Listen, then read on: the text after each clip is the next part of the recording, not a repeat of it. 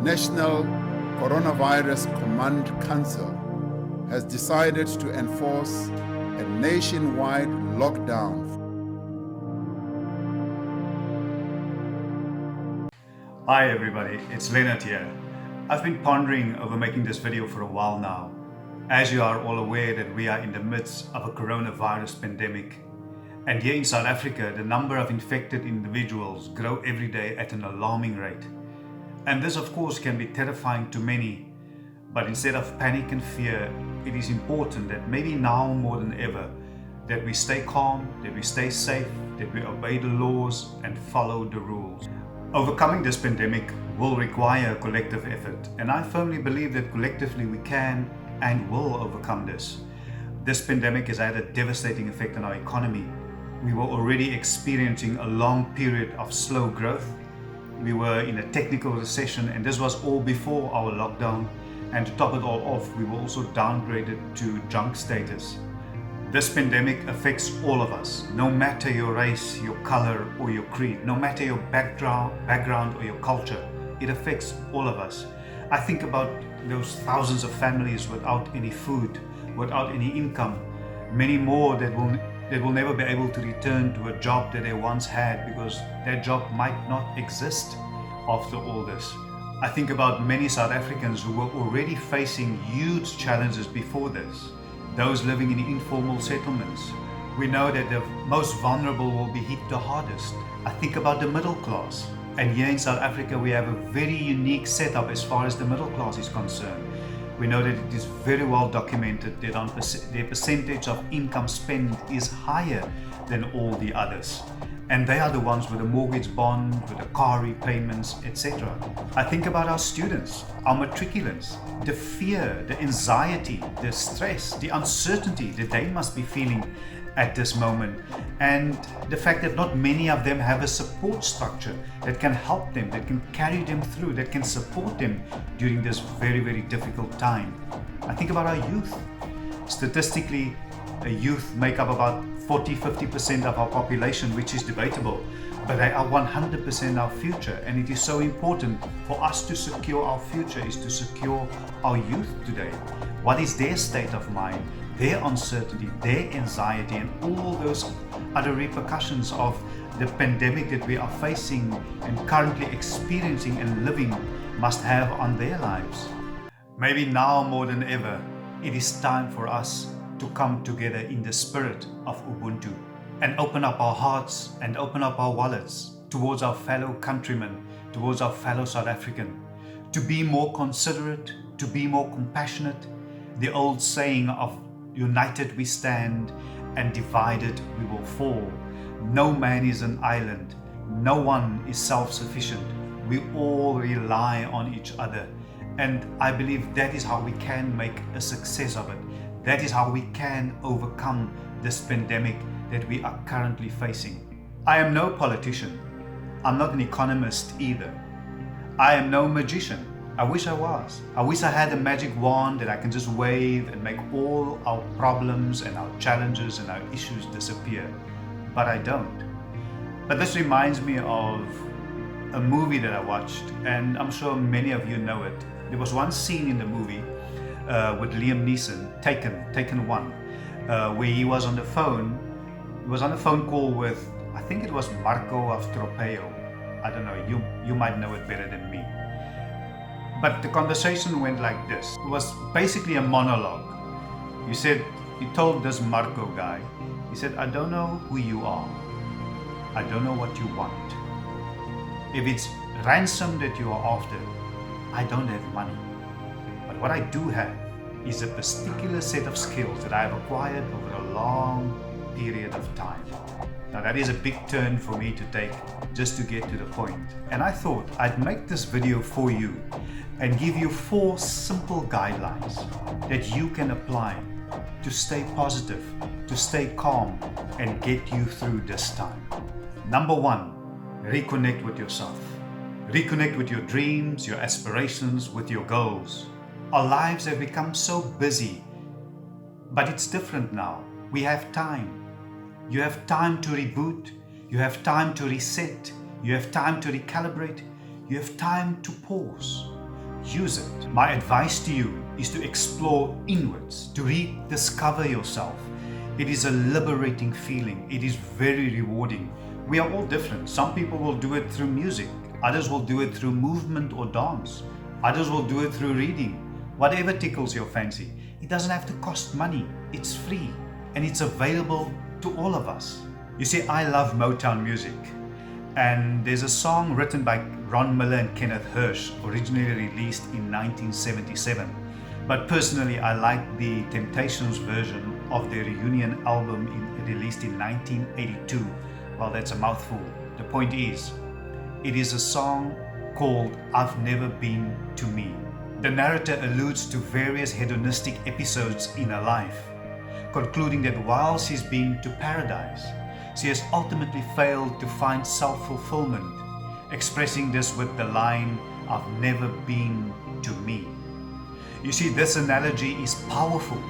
It is liberating. Inner strength is of utmost importance. You cannot always change a situation or circumstances, but you can change your attitude towards it. Number 2, a positive mindset. Martin Luther King once said that you cannot keep the bird from flying over your head, but you can keep it from making a nest in your hair. Maybe that's why I'm keeping mine short. Well, I'm not saying be ignorant. We are all human. We have feelings. But if you dwell on negativity, it will consume you. It is a proven fact that negative attitudes and feelings of helplessness and hopelessness can create chronic stress, which upsets the body's hormone balance. It depletes the brain chemicals required for happiness, and in turn damages the immune system. And we need a healthy and strong immune system to fight this virus. It is all in the mind. You see, you can change your house, you can change your car, you can change your clothes, you can change your job, some even change their spouse. But until your mind changes, nothing does. If you read the Bible, you will know the story about King David. One morning he woke up, he walked out onto his balcony and he saw Bathsheba taking a bath. And the only thing he had was a thought. But his thought led to lust. His lust led to adultery. His adultery led to murder. He broke so many commandments, but it all started with a thought. He never considered how far his thought life could take him. You see, the mind is extremely powerful. Some scientists believe that it can process up to 400 million bytes per second at the speed of light. Our minds paint pictures. If I say elephant, you see one. If I say red apple, you see one. It is just that powerful. Stay positive. It's good to be informed, but don't allow your mind to be polluted. Find something positive to dwell on.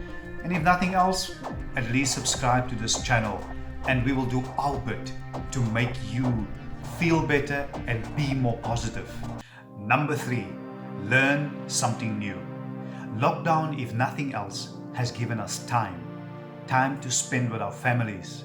Maybe you've been procrastinating about cleaning your garage for months now. Time to sort out your medicine cabinet. Time to teach your son how to ride a bicycle. Maybe your daughter how to drive a car. Whatever it is, you have the time. But more than that, learn a new language, even if it's just the basic stuff. And you can do this online. There are tutorials all over YouTube, all over the internet. It is possible and accessible to almost everybody. I mean, if you can watch this video, you will have access to all of that. And here in South Africa, we have a unique proposition. We have 11 official languages. It is Ndebele, Swati, Northern Sesotho, Southern Sesotho, Tsonga, Tswana, Venda, Xhosa, Zulu, Afrikaans, English. All of them, you choose. People appreciate it so much if they see you are trying to speak their language. It is the perfect icebreaker. It brings us closer together. I mean, and at a time in South Africa, and maybe all over the world, where we can do with a little bit more love. We can do with a little bit more compassion and consideration and a little more oneness and unity. We can do with it.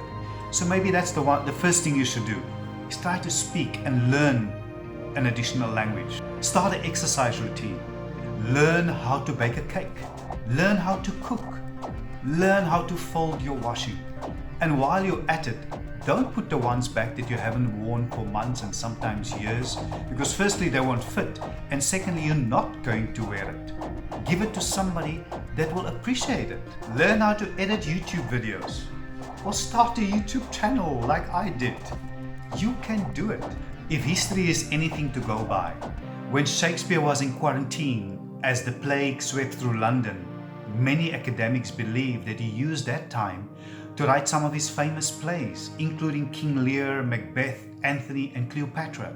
Sir Isaac Newton went into self-isolation and made some of his greatest discoveries, including gravity.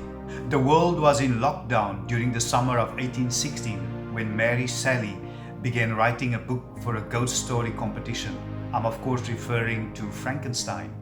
And who can forget the vampire, which went on to influence Bram Stoker's Dracula, all of which happened while these people were under lockdown, isolation, whatever you may call it, exactly where we are at the moment.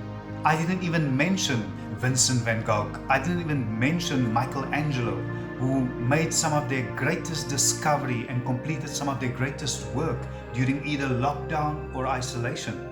The bottom line is, time in lockdown can lead to great things. But if you don't use this time during lockdown to learn something new, then I've got news for you. It wasn't time that you needed. You just need discipline. And last but not least, lend a helping hand. Let us reach out to one another, outside of our comfort zones, outside of our sphere of influence. You see, when you are kind to someone and treat them with respect and dignity, it makes them feel better. And even if that's the only thing you can do, trust me, that is good enough. Every morning when we wake up, we get a chance to be different, a chance to change, a chance to be better. Let us be the change that we want to see in this world. It starts with me and it starts with you. But remember this, if your presence doesn't make an impact, your absence will make no difference. Thank you so much for watching. Please subscribe to our channel, and I would love to hear from you on what you do in your daily life to stay positive under our circumstances. And please don't forget to like and share this video, and I'll see you soon. Bye for now.